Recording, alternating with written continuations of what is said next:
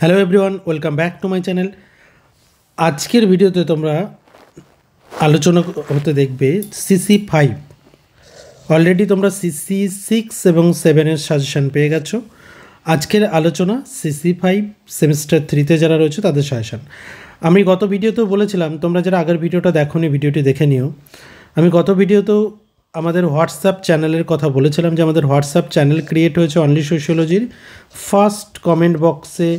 First কমেন্টে আমি link দিয়ে দিলাম।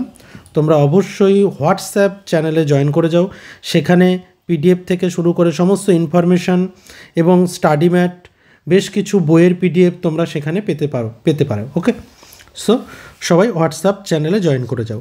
আচ্ছা, আজকের আলোচনা শুরু করব একইভাবে 10 নম্বর দিয়ে। দেখো, ইন্ডিয়ান সোশিওলজির যে পার্ট, ইন্ডিয়ান সোশিওলজিস্ট 3 জন, কিন্তু একই সঙ্গে তোমাদের সমাজতত্ত্ব শুরুর আগের যে সামাজিক সংস্কারের ক্ষেত্রে যাদের ভূমিকা তাদেরকেও আমাদের দেখতে হবে। যেমন স্বামী বিবেকানন্দ, মহাত্মা গান্ধী এবং রবীন্দ্রনাথ ঠাকুরকে দেখতে হবে। তো ভারতের সমাজতত্ত্ব নৃতত্ত্বের মধ্যে সম্পর্ক, এটা দেখতে হবে। নাম্বার 2, স্বামী বিবেকানন্দ কিভাবে তার নৈতিক মূল্যবোধের কেন্দ্রীয় ধারণার মাধ্যমে সামাজিক সংস্কারের প্রস্তাব দিয়েছিলেন। 3 নম্বর আসো, রবীন্দ্রনাথ ঠাকুরের মতে সার্বজনীন মূল্যবোধের গুরুত্ব কী, এটা একটু গুরুত্ব দেবে। নাম্বার 4, বিনয় কুমার সরকার কেন মনে করতেন যে অগ্রগতি, মানবতার সম্পত্তি বা অন্যভাবেও কিন্তু প্রগতির পাঠটাও আসতে পারে, সেটা আমরা রেখেছি পরবর্তীতে। মহাত্মা গান্ধী কীভাবে ভারতীয় জাতীয়তাবাদকে অনুধাবন করেছেন, আলোচনা করা। আচ্ছা, এগুলো প্রত্যেকটাই 10 মার্কসের জন্য। ওকে, তারপর আসি নেক্সট পার্টে আমরা দেখব রাধাকমল মুখার্জির মতে সমাজবিজ্ঞানের ট্রান্সডিসিপ্লিনারি দৃষ্টিভঙ্গি কী, ভারতের জাত ব্যবস্থাকে স্বামী বিবেকানন্দ কীভাবে দেখেছেন। দেখো, জাত ব্যবস্থা এবং ধর্ম, এই দুটো পার্টি দেখে রাখতে হবে স্বামী বিবেকানন্দের। বিনয় কুমার সরকার ভারতীয় ঐতিহ্য বলতে কী বুঝিয়েছেন, ট্র্যাডিশন। রাধাকমল মুখার্জি মানব সভ্যতার হিউম্যান সিভিলাইজেশনের ধারণাটি আলোচনা করো। এবং রাধাকমলের আরেকটা গুরুত্বপূর্ণ যে রাধাকমল মুখার্জির মতে মূল্যবোধ কী, এই দুটো পার্টি কিন্তু গুরুত্বপূর্ণ।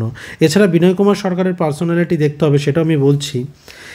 আচ্ছা, এগুলো এই রাধাকমল মুখার্জির মূল্যবোধটা 5 নম্বরের, বাকি পার্টগুলো কিন্তু 5 বা 10-এর জন্য দেখে রাখা যেতে পারে।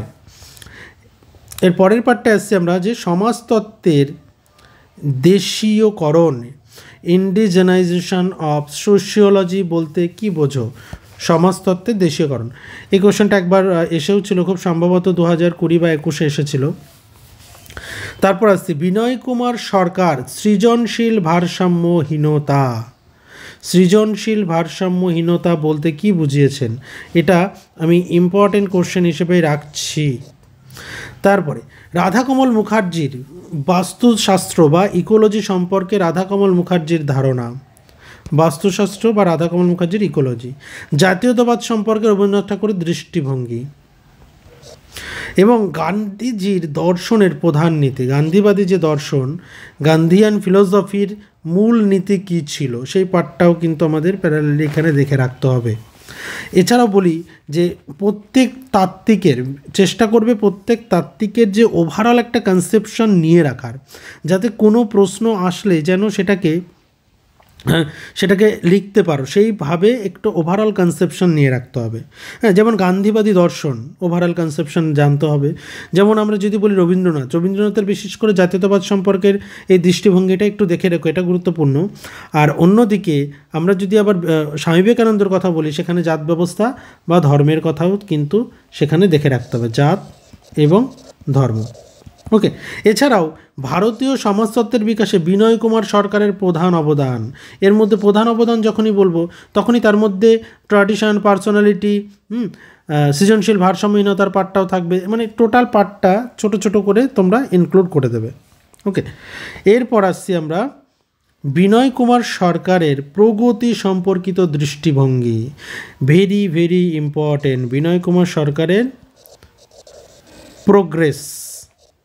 প্রগতি। স্বামী বিবেকানন্দের ধর্ম সম্পর্কিত আলোচনা। রাধা কমল মুখার্জি কোন উপায়ে ঐতিহ্য এবং সভ্যতার একটা সংযোগ স্থাপন করেছিলেন? দেখো, রাধা কমল মুখার্জির এই প্রশ্নটাও একটু দেখে রেখো। আর একটা গুরুত্বপূর্ণ যে পার্টটা, যে বিনয় কুমার সরকারের ব্যক্তিত্বের ধারণা, পার্সোনালিটি। বিনয় কুমার সরকার থেকে আমি দুটি প্রশ্নই হাইলাইট করছি। এই দুটি প্রশ্ন থেকে কিন্তু তোমরা কমন পাবে। ওকে, তো বিনয় কুমার সরকারের ব্যক্তিত্বের ধারণা। ওকে, সো এই হচ্ছে মোটামুটি আমাদের আলোচনা। এছাড়াও এই পার্টগুলোর ওপর বেস করে তোমরা কিছু শর্ট কোশ্চেন তৈরি করে রেখো। আমি শর্ট কোশ্চেন এখানে দিইনি আলাদাভাবে, কিন্তু শর্ট কোশ্চেনে আগের পেপারের মতো এটাতেও বলছি যে বেসিক কনসেপশন যেগুলো, সেগুলোর সংজ্ঞা জেনে রাখো, সেখান থেকে কিন্তু প্রশ্ন আসবে। এবং প্রত্যেকটা তাত্ত্বিকের যে বিখ্যাত ফেমাস যে বুকস, সেই বুকসগুলো কিন্তু তোমরা একটু তোমাদের জেনে রাখা ভীষণ প্রয়োজন এটা। ওকে, বুকস থেকে কিন্তু প্রশ্ন আসবে। ওকে, আর যারা প্রথমবারের জন্য এসছো আরেকবার বলছি, তারা অবশ্যই চ্যানেলটিকে সাবস্ক্রাইব করে রাখো, কারণ তোমরা চ্যানেল সাবস্ক্রাইব করছো না অনেকে।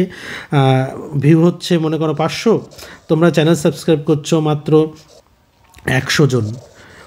ওকে, তো সেক্ষেত্রে প্রত্যেককে রিকোয়েস্ট করবো চ্যানেলটিকে সাবস্ক্রাইব করার জন্য।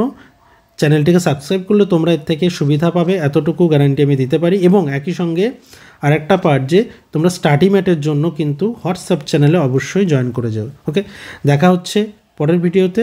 আজকে শেষ করছি এখানেই।